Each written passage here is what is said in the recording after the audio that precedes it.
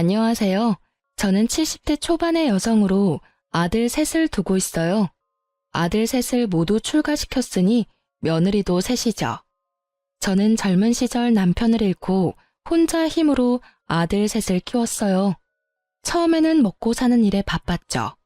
먹을 거 안 먹고 입을 거 안 입고 그렇게 해서 종잣돈 모인 걸로 여기저기 투자를 좀 했죠. 제가 물건을 잘 판단해서 그런지 운이 좋았는지 투자하는 데마다 일이 잘 풀렸어요. 그러다 보니 지금은 꽤 많은 부동산과 현금을 가지고 있죠.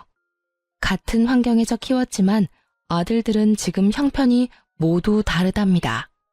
우선 첫째네는 아들이 아주 큰 회사는 아니지만 박봉은 아니어서 형편이 그럭저럭한 상태였어요. 그리고 둘째네 형편이 셋 중에 가장 어렵다고 할 수 있겠네요. 둘째는 중소기업에 다니고 있었는데 월급이 정말 쥐꼬리예요. 그나마 불행인지 다행인지 아이가 없어서 두 내외가 빠듯하게 먹고 사는 형편이었어요. 셋째네, 우리 아들 셋 중에서 가장 부유하게 사는 아들이에요. 아들 며느리가 같이 큰 고깃집을 하는데 꽤 큰 돈을 만지는 것 같더군요. 사람마다 성격이 다른 것은 당연하겠지만 우리 며느리들 정말 다 개성이 뚜렷한 아이들이었어요. 우선 맏며느리는 제가 보기엔 정말 맏며느리다웠답니다. 가장 경우에 밝았고 아래 동서들을 나름대로 컨트롤하려고 노력했죠. 둘째 며느리는 뭐랄까 참 착한 아이예요. 무슨 일에든 불만을 표현하거나 자기를 내세우지 않는 아이였죠. 그리고 셋째 며느리, 욕심이 있어야 돈도 많이 버나 봐요. 아주 욕심이 많은 아이랍니다. 참, 우리 집안에 대해서 먼저 말씀드리자면 대대로 왜 이렇게 아들만 많은지 알다가도 모를 일이었어요. 저도 아들만 셋을 두었고 죽은 남편도 5 형제 중 둘째였거든요. 다른 친척들네 집도 마찬가지였어요. 이렇게 남자만 가득한 집안인지라 손주를 볼 시기만 되면 다들 딸이기를 바랬죠. 남들은 아들을 낳지 못해 야단이라는데 우리 집안에서는 딸 하나가 아쉬웠답니다. 우리 큰며느리도 아들만 둘을 두었죠. 저도 손주 둘 중에 하나만이라도 손녀였으면 얼마나 좋았을까 싶었답니다. 사정이 이렇다 보니 며느리들이 참 딸 같고 예쁘기도 해서 저는 며느리들에게 그렇게 엄격한 시어머니는 아니었어요. 그저 모든 것을 며느리들이 알아서 하게 두었고 슬쩍슬쩍 하는 짓들을 보고 있는 정도였죠. 며느리들은 모두 혼자 사는 저에게 마음을 많이 써주더라고요. 그런데 그 중에서도 유난히 신경 써주는 아이는 바로 셋째였어요. 셋째는 집에 제사나 명절 등 행사가 있을 때 와서는 다른 두 며느리처럼 열심히 일에 매달리는 것이 아니라 저한테 매달리다시피 하면서 입안에 혀처럼 구는 것이었죠. 어머니, 이거 옆에 두고 하루에 하나씩 꼭 드세요. 이거 친정에서 보내주신 건데요. 어머니 연세 되시는 분들한테 아주 좋은 거래요. 여기서는 못 구하고 미국에서나 구할 수 있는 좋은 영양제예요. 셋째 며느리의 친정은 미국 일찍이 이민을 가서 장사를 시작했고 지금은 부유하게 사는 편이었죠. 그렇게 달라붙는 아이를 단호하게 내치기도 못하니 좋은 말로 타일렀죠. 아니다.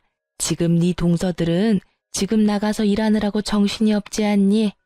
너도 나가서 동서들 좀 도와라. 조상들에게 차례를 지내는 것은 후손들의 정성이 깃들어야 하는 거야. 너도 분명히 우리 식구니 나가서 정성을 좀 보태거라. 그런데 셋째 며느리는 일손을 보태는 대신 행사가 있을 때마다 두툼한 돈봉투를 가지고 왔어요. 사돈댁에서도 부담스러울 정도로 저를 위한 선물을 많이 보내왔답니다. 며느리들의 성격이 저마다 다른 것처럼 아들들의 성격도 참 많이 달랐어요. 그 중에서 가장 부부싸움을 많이 하는 집은 첫째네였어요. 장남이 그럭저럭 회사에 다니고 있었지만 아들 둘을 키우기에는 역부족이었어요. 생활비와 아이들 교육비에 돈이 부족했는지 서로 싸우기도 엄청 싸우더라고요. 돈이라도 넉넉했으면 부부 사이가 더 좋았을까 싶지만 어쩔 수 없이 큰며느리가 아름아름 부업을 찾아 하기도 하더라고요. 그러면서도 이 아이들은 저에게 경제적으로 기대거나 도움을 바라지는 않았어요. 마음에도 없는 효도를 하면서 제 재산을 미리 나눠달라는 얘기도 일절하지 않았답니다. 딱한 사정을 알게 되고는 제가 몇 번이나 도와주려고 했는데 첫째라 책임감이 남다른 우리 장남이 지금은 괜찮다며 나중에 더 힘들 때 도와달라며 좋게 거절하더라고요.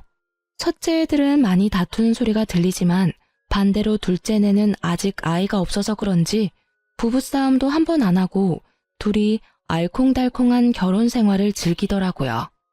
둘째 며느리는 성격도 착하고 저에게도 참 살갑게 다가와줬죠. 자식이 없으니 둘이 벌어서 생활하기에는 부족함이 없는 형편이었죠. 그런데 문제는 막내 며느리였죠. 아주 욕심쟁이 샘쟁이였어요. 뭐든지 많이 갖고 싶어 했고 남에게 지는 것은 싫어하는 성격이었어요. 가족 행사가 있을 때마다 얌체같이 쏙 빠지면서 돈으로 퉁치려는 셋째를 보고 쟤를 어쩜 좋을까 한숨만 나오더라고요. 동서, 아버님 제삿날에 또 늦게 온다는 거야? 도대체 뭘 믿고 이렇게 집안 행사 때마다 뒤로 빠지는지 모르겠네. 혼자 빠지려고 머리 쓰지 말고 시간 맞춰 어머님 댁으로 와. 알겠지? 아유, 형님. 사업에 할 일이 얼마나 많은데요. 알바생을 쓰고 있는데도 가게가 어쩜 바쁜지 손이 모자라요. 형님 죄송하지만요. 제가 제사에 들어가는 비용은 다 댈게요. 그러니까 저 좀 빼주세요. 네?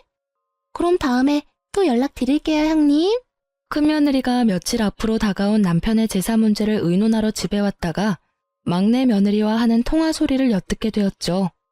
나이도 많은 형님인데 어린 막내가 어쩜 저리 약을 올리는지 참다 못한 큰며느리가 제게 말하더라고요. 어머니, 막내 동서 정말 이제는 못 봐주겠어요. 어머니께서 따끔하게 야단 좀 치셔야 될 것 같아요. 아유, 그래, 알았다. 내가 짬을 봐서 잘 얘기해보마. 남편의 제삿날에도 돈으로 퉁치고 와서 절만 하고 가려는 셋째 며느리가 저도 솔직히 미웠어요.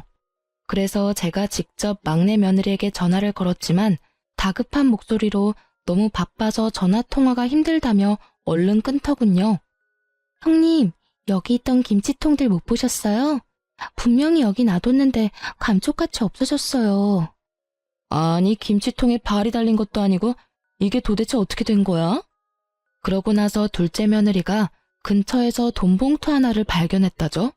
짧은 쪽지와 함께 놓여있는 돈봉투였어요. 꽤 많은 액수의 돈이 들어있었고 이 돈으로 사람을 사서 김장을 다시 하라는 셋째 며느리의 또 다른 얌체짓이었죠. 작년에도 똑같은 일이 있었죠. 막내 며느리가 우리 집 김장김치가 식당에서도 인기가 많아서 김치 맛에 손님을 끄는 것도 있다며 홀라당 전부 가져가 버린 것이었죠. 작년에 이어 이런 일이 또 벌어지자 며느리들도 저도 화가 많이 났어요.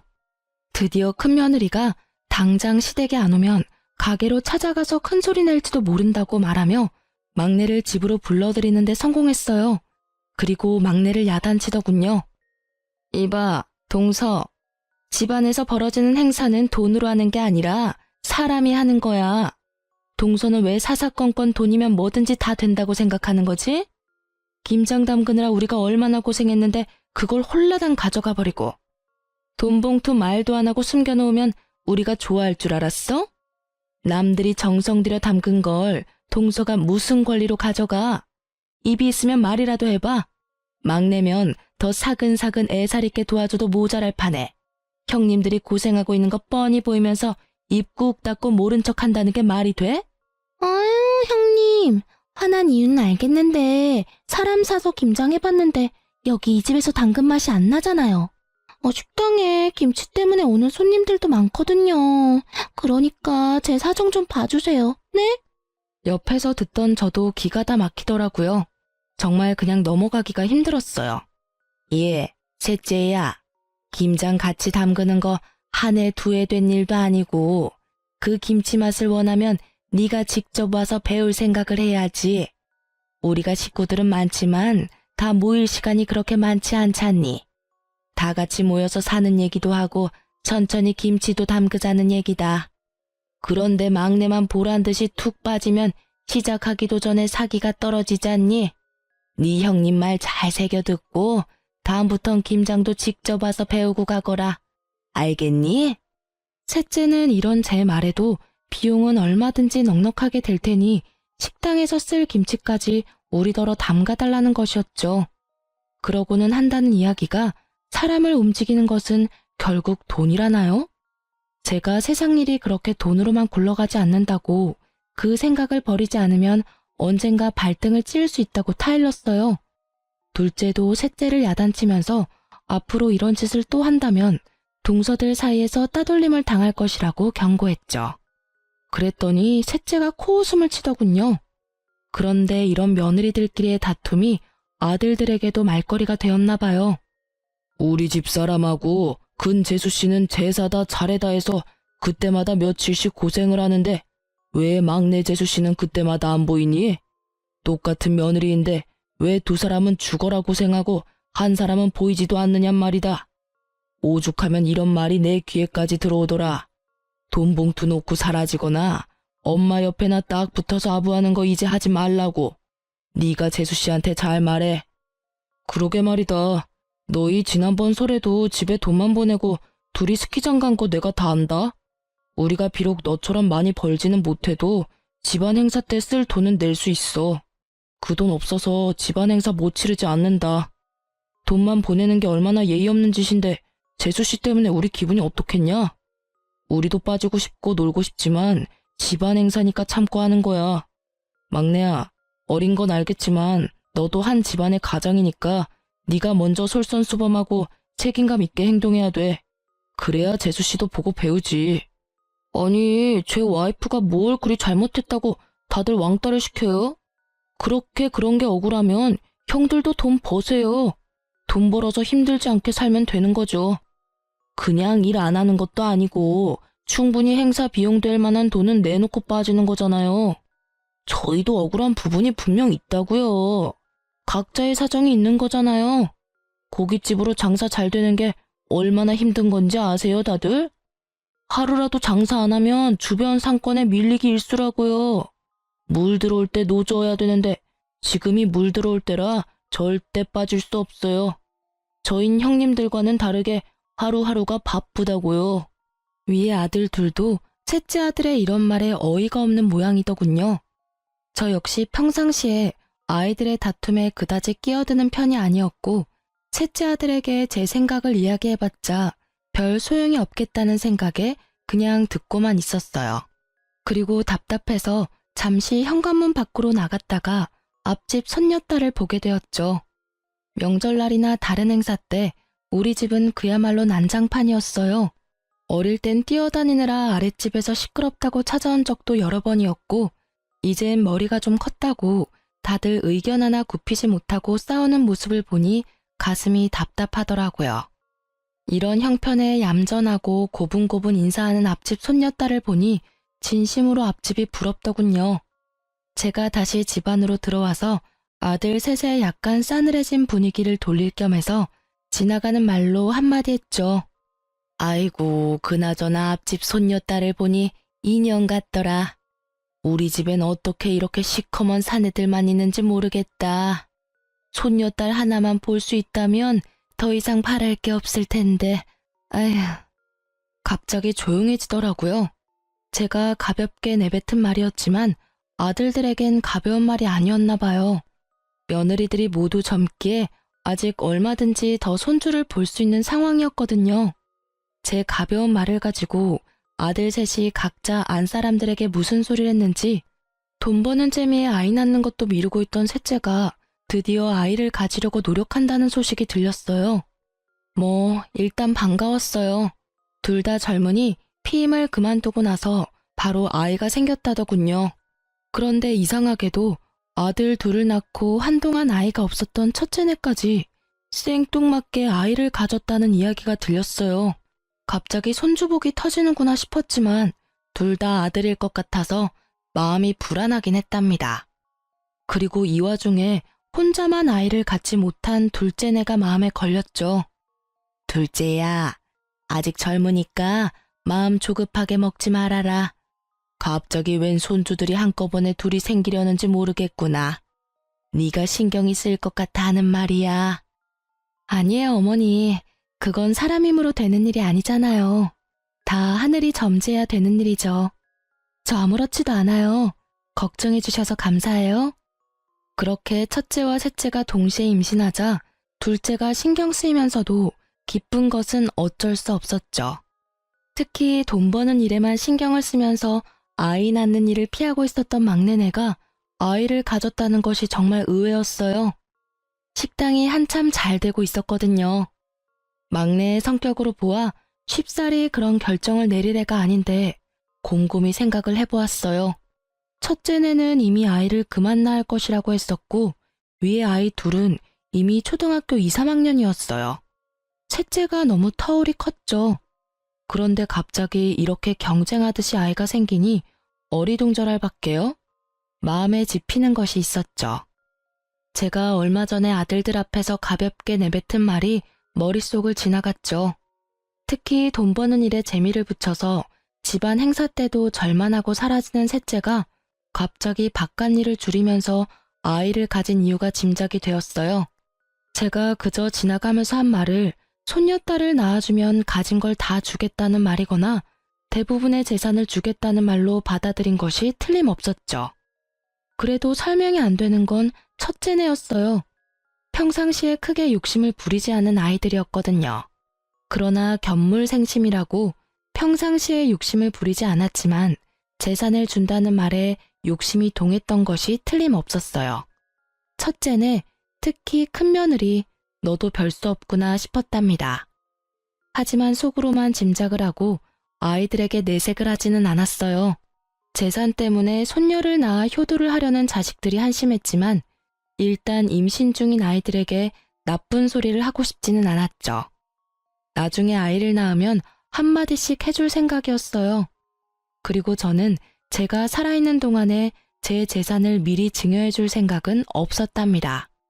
다 제가 죽고 나면 저희들에게 돌아갈 재산이었어요. 이렇게 제 머릿속이 이런저런 생각으로 복잡할 때 셋째가 이야기를 꺼냈답니다. 어머니, 저 미국에 가서 아이 낳아올게요. 친정이 미국에 계시니 저도 편안하고 어머니도 신경 덜 쓰시게 될 것 같아서요. 그리고 아이한테 미국 시민권 하나 만들어주는 거 큰돈 들여서라도 해준다잖아요. 셋째 며느리의 말이 나름 일리가 있다고 생각되었어요. 곧 태어날 손주에게 도움이 되는 일이니 가서 낳고 오라고 했죠. 그렇게 며느리가 미국으로 떠났고 간지 10개월 만에 아이를 낳았다는 소식을 전했죠. 그렇게도 기다리고 기다리던 손녀딸이라고 하더라고요. 저는 정말 날아갈 듯이 기뻤답니다. 빨리 데리고 들어오라고 성화를 했죠. 며느리가 드디어 아이를 데리고 들어왔어요. 정말 예쁜 공주님이더군요. 기쁜 마음에 친척집 여기저기에도 전화를 걸어서 자랑을 하기 바빴죠. 그리고 비슷한 시기에 임신을 했던 첫째도 아이를 낳았는데 역시나 또 아들이었어요. 큰며느리도 이제 저처럼 아들만 셋인 세 형제의 엄마가 되었죠. 막내 며느리는 갓난 딸아이를 데리고 제 옆에 찰싹 붙어서 더 이상 돈 벌러 나갈 생각도 않더라고요. 그래도 이쁜 손녀 얼굴 보니까 용서가 되더라고요. 아이고 우리 공주님 누굴 닮아서 이렇게 예쁠꼬. 애비를 닮았나 애미를 닮았나 어디 자세히 좀 보자. 할머니 해봐라. 할머니. 그런데 제가 이렇게 말하는 순간 셋째 며느리의 얼굴 표정이 움찔거리는 걸 느꼈어요. 눈은 손녀를 향해 있었지만 곁눈질로 살펴보니 며느리 얼굴이 약간 창백해지더니 살짝 떨리는 손을 얼른 뒤로 감추더군요. 별일 아니라면 별일 아니었겠지만 뭔가 숨기는 걸 들킨 사람의 반응이었답니다. 내내 제 머릿속을 떠나지 않았고 곰곰이 돌이켜봤죠. 예전 막내가 매번 친정에서만 보살핌을 받길래 타동께 고마워서 몇 번 전화를 했었거든요. 그런데 전화를 할 때마다 며느리는 집에 없다고 하더라고요. 순산을 위해 운동하러 나갔다는 것이었어요.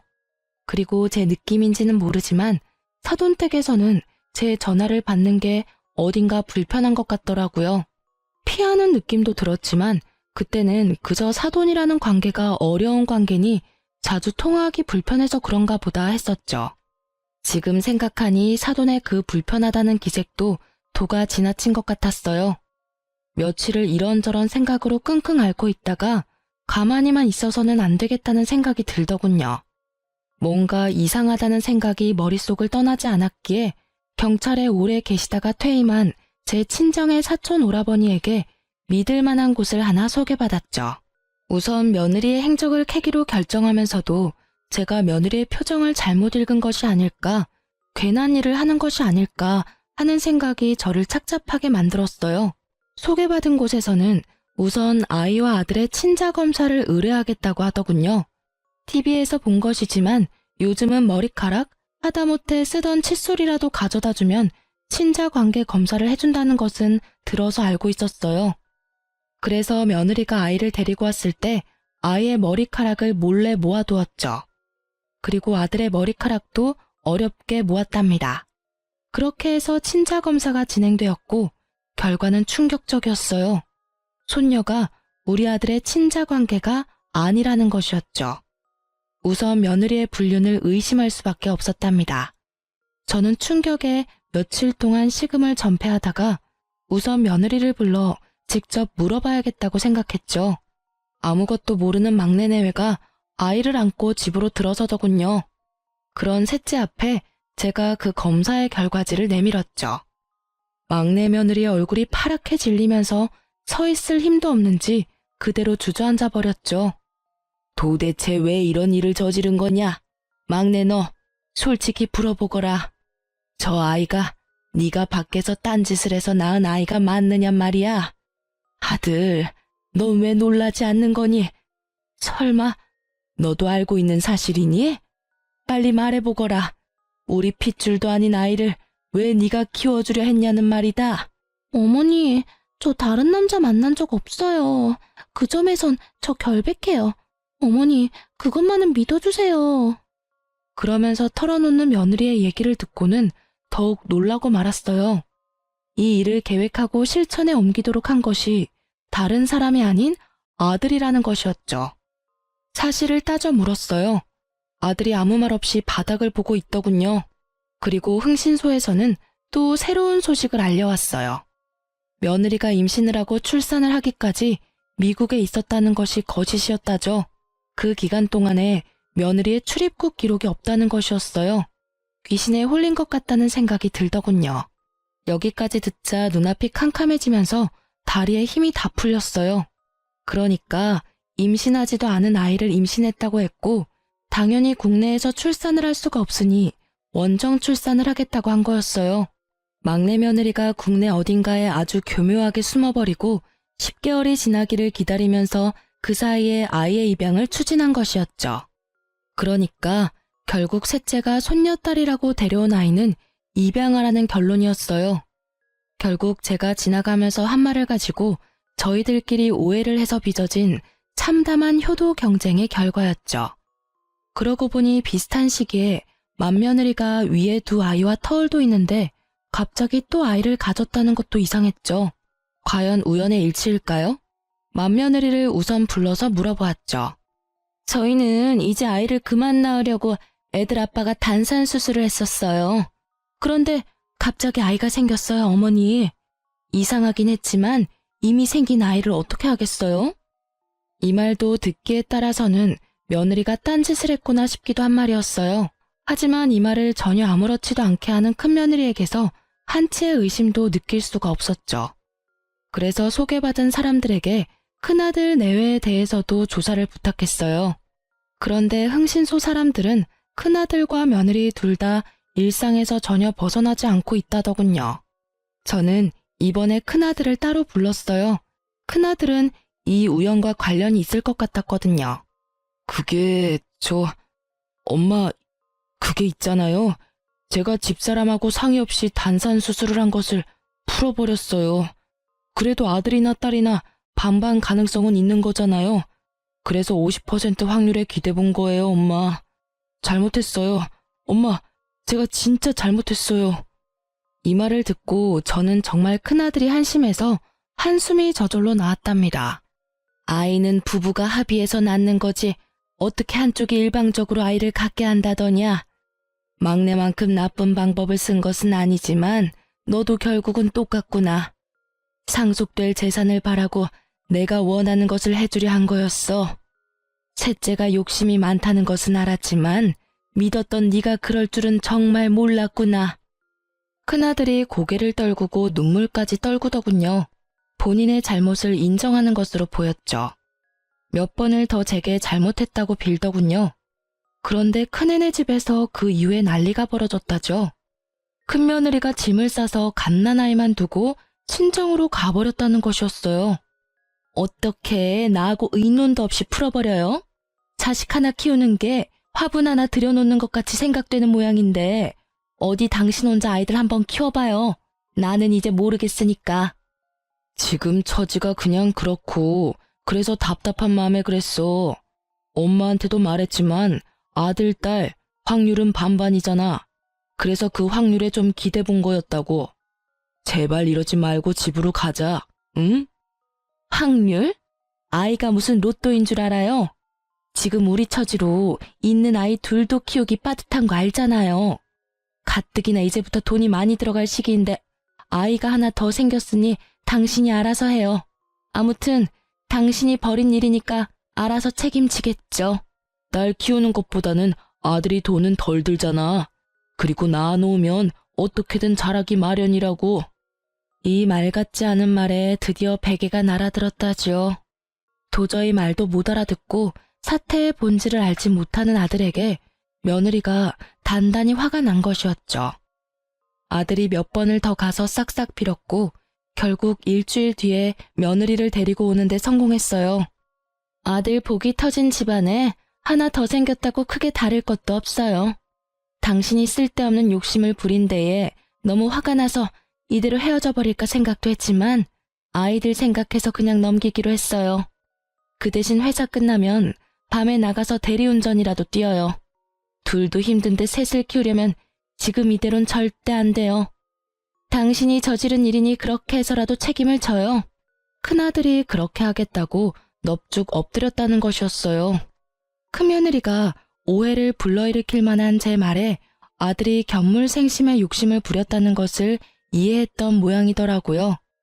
이렇게 손주들을 둘러싸고 집안이 온통 북적북적할 때 이 일에 대하여 참견하지 못하고 조용히 있는 사람들이 있었어요. 바로 둘째 아들 내외였죠. 그런데 이 손주 파동이 시작될 무렵에 둘째네가 저한테 와서 한 이야기가 있었어요. 그때 둘째 아들과 며느리가 하는 말에 저는 한 번 더 놀랐고 가엾어서 눈물을 흘렸답니다. 어머니, 제가 아이를 못 갖는데요. 이 사람한테는 문제가 없고요. 그래서 저희가 입양을 하려고 해요. 집안에 하도 아들만 많으니 예쁜 딸을 입양하려고요. 그런 둘째 며느리의 손을 잡고 그저 아무 말도 할 수 없었죠. 제가 손을 가만히 잡아주자 둘째 며느리가 눈물을 보이더군요. 아들이 그런 며느리를 달랬고요. 저는 입양을 하겠다는 둘째네의 입장에 전적으로 찬성했어요. 사태의 내막을 알게 된 저는 막내 아들과 며느리에 대해서 화가 날 대로 났어요. 낳지도 않은 아이를 낳았다고 저를 속이고 사돈집까지 그 일에 모두 가담했다는 데에는 정말 참을 수가 없었죠. 저는 아이들 6을 모두 불러 모았어요. 우선 셋째, 내 말을 잘 들어라. 입양한 아이도 분명히 네 아이다. 입양을 갈 처지가 되었다면 그것은 이미 부모로부터 한번 버림받은 거야. 그 아이를 너희가 데려오지 않았다면 어쩌면 더 좋은 곳으로 가게 됐을지도 모른다. 그 책임은 분명히 너희들이 져라. 그 애를 잘 키우도록 해. 셋째네가 그런데 대답이 없더군요. 제가 재차 아이한테 미안한 것을 알고 잘 키우라고 말해도 대답이 없는 것이었어요. 이렇게 해서 셋째네가 가짜 손녀를 만들어 가지고 왔다는 것이 마지네와 둘째네에게까지 알려지게 되었죠. 하지만 막내 아들은 여전히 뉘우칠 줄 모르고 말하더군요. 형들도 솔직히 말해보세요. 엄마가 가진 재산 다 준다고 했잖아요. 그 말에 혹하지 않을 사람이 누가 있어요? 엄마 재산이 한두 푼도 아니고 말이에요. 형들이 정말 나 같은 생각을 전혀 안 했다고 할 수 있어요? 큰아들이 부끄러운지 먼저 고개를 숙이더군요. 그렇지만 동생에게 할 말은 하더라고요. 엄마 말씀을 요즘 와서 곰곰이 생각해 보니 엄마가 손녀를 보게 해주면 모든 재산을 다 준다는 말씀이 아니었어. 나 역시도 그렇게 착각을 했었다. 그런데 내가 그 생각이 잘못됐다는 걸 어떻게 알았는 줄 아니? 우리 엄마라는 분을 알기 때문이야. 결코 재산을 내걸고 효도를 부추기는 분이 아니라는 말이다. 거기까지 생각이 되니까 내가 정말 미련했구나 싶었다. 그런데 아무리 엄마 마음을 헤아리지 못한다 해도 어떻게 낳지도 않은 아이를 낳았다고 해서 데리고 올 생각을 해. 둘째 아들도 셋째 아들에게 한마디 했죠. 너하고 재주씨가 이런 일까지 벌일 줄은 정말 몰랐다. 너희들은 아이를 가지고 싶으면 피임만 끊으면 되는 사람들이잖아. 우리는 손녀가 아니라 아들만 줄줄이 낳는다고 해도 우리 피를 이은 아이를 가질 수가 없어. 처가에서 나한테 미안해 하셨지만 그건 이 사람이나 처가 잘못이 아니잖아. 그래서 정당하게 입양을 결정했던 거야. 너희들이 정말 자식이 갖고 싶어도 못 갖는 그 심정을 알기나 하냐? 둘째 며느리와 큰아들 내외의 눈시울이 붉어지더군요. 큰며느리는 갓난아들을 안고 있었고 셋째는 어디다 아이를 맡기고 왔는지 아이는 데리고 오지 않았더라고요. 이 순간에 갑자기 제 가슴이 덜컥 내려앉은 것은 왜일까요? 다들 킨 마당에 혹시라도 파양이라도 하지 않을까 덜컥 걱정이 되었죠. 애미가 이미 말했지 않느냐? 그 아이에 대한 책임이 있다고 말이다. 다시 말하마. 그 아이는 틀림없는 너희 아이고 내 손녀딸이야. 도대체 그 아이가 무슨 죄를 지어서 돌도 되기 전에 2번이나 버림을 받는단 말이냐? 이어서 둘째 며느리도 걱정이 되는 말투로 셋째에게 말하는 것이었죠. 평상시에 입을 잘 열지 않지만 입만 열었다 하면 전곡을 찌르는 둘째였어요. 동서, 만일 이 일이 들키지 않고 동서가 착각한 대로 어머니가 한 재산 떼어주셨다면 동서 그 아이 계속 키웠을 거 아니야. 적어도 어머니가 살아계실 때까지는 그 아이를 키웠겠지. 그치만 그 후에 어머니가 세상에 없으면 물건 버리듯이 가볍게 버릴 생각을 한 거 아니지 설마? 진짜 너네가 사람이야? 짐승도 그렇게 생각 안 해. 제발 내 말이 아니라고 대답해. 어서. 셋째네가 굳이 부정을 하지 않았고 제 가슴에 아주 바위덩이가 올라앉아 버렸죠. 아이를 낳았다고 데려온 지 몇 달, 벌써 돌이 다 되어가고 있는 아이였어요. 아이는 이미 제 마음속에서 의심할 바 없이 제 손녀딸이었답니다. 저는 단호하게 셋째네에게 말했죠. 만일 너희가 저 아이를 파양한다는 나쁜 생각을 한다면 너희는 내 아이들이 아니다. 너넨 이제 다 큰 성인이란 말이다. 자기가 한 일에 대해서는 당연히 책임을 져야 하는 거야. 혹시라도 그 아이를 버리면 내 눈에 흙이 들어가기 전까지 둘 다 내 앞에 나타날 생각은 하지 말아라. 제 품에 안겨 방긋방긋 웃고 있는 손녀딸이 생각나면서 제 눈에도 눈물이 고였죠. 그 아이를 제 품에서 떼어놓다니요. 도저히 못할 일이었어요. 셋째네는 결국은 제가 원하는 답을 주지 않은 채 자리를 떴어요. 그렇게 그날의 가족 모임이 파했고 그렇게 셋째네에게서 본 손녀에 대한 생각으로 마음고생이 심하던 중 둘째네가 예쁜 딸을 입양해 데리고 왔더군요. 까맣고 맑은 눈이 반짝이는 정말 예쁜 손녀딸이었죠. 아이고 예쁘기도 해라. 아가, 얘가 너를 많이 닮은 것 같구나. 눈매하며 인매가 너를 닮았어. 둘째 며느리가 엷은 미소를 짓더군요. 하지만 마냥 기뻐할 수만은 없었어요. 그렇게 둘째네 손녀에 대해서 정을 들이고 있을 무렵 결국은 셋째네가 손녀를 파양할 것이라는 말이 다른 두 며느리를 통해서 제게 들려왔어요. 두 며느리가 설득도 해보고 야단도 쳐보았지만 셋째네가 말을 듣지 않았다죠. 마음에도 없던 아이, 그저 한 재산 차지해보겠다고 입양한 아이였죠. 그러니 쉽게 파양을 결정할 수 있었겠죠. 우선 아이가 가엾어 눈물이 났고 정이 든 손녀딸을 그렇게 보낼 수는 없었답니다. 그런데 어느 날 둘째 며느리가 저를 찾아와서 의외의 말을 하는 것이었죠. 어머니, 지금 많이 힘드시죠? 걱정 마세요. 어머니, 저희가 해결할 수 있을 것 같아요. 그게 무슨 소리냐? 내 말도 안 듣는 셋째네를 너희가 어떻게 해결을 하겠다는 거냐? 둘째 며느리의 트레이드마크인 엷은 미소가 또 얼굴에 번지더군요. 그리고 며칠 후에 저에게 다시 찾아와서 막내 동서와 이야기가 잘 됐다며 상황을 설명하더라고요. 어머니, 그 아이 저희가 입양할게요. 어느 집이나 거의 아이 둘씩은 키우잖아요. 저희가 형편이 빠듯하긴 하지만 애아빠가 투잡을 뛰어서라도 아이들은 키워내겠다고 했어요. 이미 우리 집안 딸인데 어디 딴 데로 보낼 수는 없잖아요. 그리고 우리 아이도 외롭게 혼자 자라는 것보다는 같이 자라는 게 더 좋을 것 같아요. 동서가 쉽게 동의했어요, 어머니.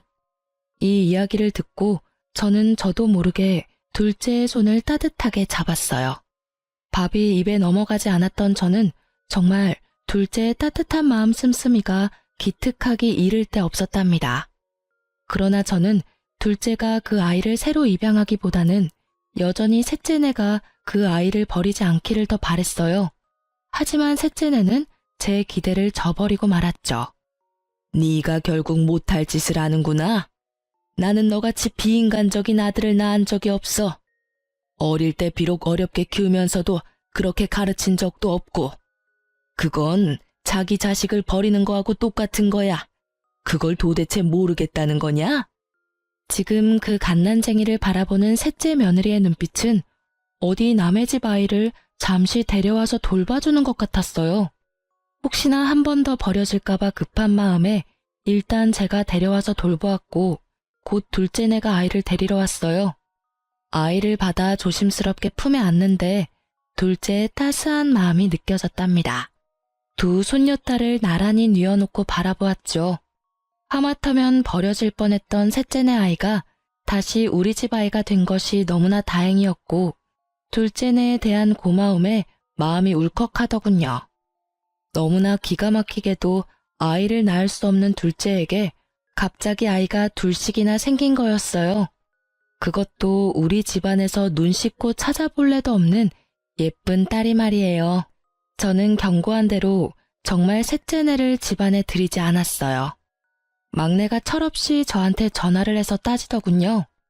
엄마, 아이를 입양했다가 파양하는 것은 부모의 자유잖아요. 그것 때문에 우리한테 문도 열어주시지 않는 건 엄마가 너무 하시는 거예요. 자유? 자유라고? 피치 못할 이유로 파양을 하는 경우도 물론 있을 수 있지. 하지만 너희들은 적어도 입양을 할 때부터 그 이유가 순수하지 않았다. 그저 내가 가진 재산을 물려받을 도구로 그 아이를 선택했던 거 아니냐? 그리고 파양을 하려는 이유도 피치 못한 게 아니야. 이런 것도 너희들은 자유라고 하는 거냐? 그건 자유가 아니라 한 아이의 인생을 마구 쥐고 흔드는 짐승 같은 짓이라고 하는 거야. 결국 서류까지 다 정리가 되어서 아이가 정식으로 둘째네 아이가 되었답니다. 고맙다. 네가 우리 집안의 소원을 풀어주었구나. 정말 미안하고 고맙다, 아가. 제 평생에 아이는 없을 줄 알았는데 하나가 생기니 하나가 또 생기네요. 이 아이 둘은 제 가슴으로 낳은 아이예요. 잘 키울게요, 어머니. 제가 계속 셋째네를 외면하며 안 보려 하니까 셋째 아들이 별 희한한 말을 입에 담더군요. 제가 죽고 나서 두 형에게만 상속이 된다면 소송을 불사할 거라고 말이죠. 저는 이 말에 셋째 아들에 대해서 정말 머리끝까지 화가 치밀었답니다. 세상 일이라는 것이 참 희한하다는 생각이 들더군요. 집안에서 그토록 보고 싶어하던 손녀딸을 아이를 낳을 수 없는 둘째가 둘이나 안겨준 셈이 되었으니 말이에요. 아이를 낳을 수 없다는 진단을 받았을 때 그 여린 것의 마음이 어땠을지 짐작이 가더군요. 세네에서 늦게 본 아들과 입양한 손녀 둘. 이 아이들이 무럭무럭 자랐어요. 큰아들은 정말 대리운전까지 하면서 셋이나 되어버린 아이들을 키우려 무단히 노력하고 있죠. 그리고 둘째네. 아이 둘을 키울 형편이 아니었어요. 며느리도 직장을 알아보아 취직을 했답니다. 아이 둘은 저와 큰며느리가 돌아가며 봐주었어요. 저는 그런 둘째에게 제가 가지고 있는 현금의 일부를 증여해 주었답니다. 큰아들네에게도 조금씩 도움을 주고 있어요. 둘째네는 자신들의 힘으로 키워보겠다고 했지만 저는 어릴 때 엄마가 같이 있어주는 것이 아이들을 위해서 더 좋을 거라고 판단했어요. 그래서 직장에 나가지 말고 아이들에게만 신경을 쓰라고 굳이 아이들의 양육비로 돈을 주었죠. 그런데 그렇게 잘 나간다던 셋째 아들의 사업이 갑자기 전 세계적으로 유행한 감염성 질병 때문에 된서리를 맞았다는 말이 들리더군요. 우리 셋째네뿐만 아니라 사람들이 모여야 장사가 되는 사업 특성상 자영업자들의 생계가 모두 막막한 지경에 처해버린 거죠. 그것은 미국의 사돈 때까지도 예외가 아니었다고 했어요. 심지어 제가 신경통 때문에 자주 가던 사우나까지 갈 수가 없게 되어버릴 정도였죠. 결국 셋째가 저에게 손을 벌리더군요. 큰 잘못을 저질렀지만 그래도 자식이라고 제 마음이 왜 흔들리지 않았겠어요. 하지만 여러 번 고심한 끝에 저는 셋째의 부탁을 들어주지 않기로 결정했어요. 아직 손녀딸 문제에 대해서 잘못했다는 기색이 없는 아이들이었죠. 그런 아이들에게 자신들의 노력도 없이 뭔가 생기는 것이 그 아이들을 위해서도 좋지 않다는 생각이 들더군요. 막내가 여러 번 도움을 청했지만 저는 식당 문을 닫고 나중에 포장마차부터 다시 시작하는 것까지 각오하라고 했어요. 그렇게 스스로의 힘으로 다시 일으켜보라고 했죠. 세월은 무심하게 흘러서 새로 태어난 새 손주가 무럭무럭 자랐고 어느덧 초등학교에 입학할 나이가 되었어요. 저도 이제는 팔순을 바라보는 노인네가 되었죠. 자식을 포기한다는 일, 참 어려운 일이더군요. 셋째네를 그렇게 내치고 저는 참 많이 울었어요. 여전히 제 재산에 대해서 소송이니 뭐니 하는 말을 입에 담고 있지만 그래도 저는 그 아이들이 우선 잘못을 뉘우치고 사업을 자신들의 힘으로 다시 일으키기를 바라고 있어요.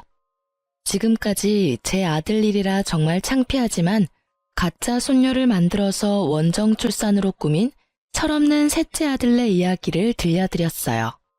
그리고 정말 기가 막히게도 이 이야기는 또한 아이를 낳을 수 없는 며느리가 손녀를 둘이나 안겨준 제게는 참 뭉클한 사연이랍니다. 여러분도 오늘 하루 따뜻한 하루 되시길 바랍니다. 긴 글 읽어주셔서 감사합니다.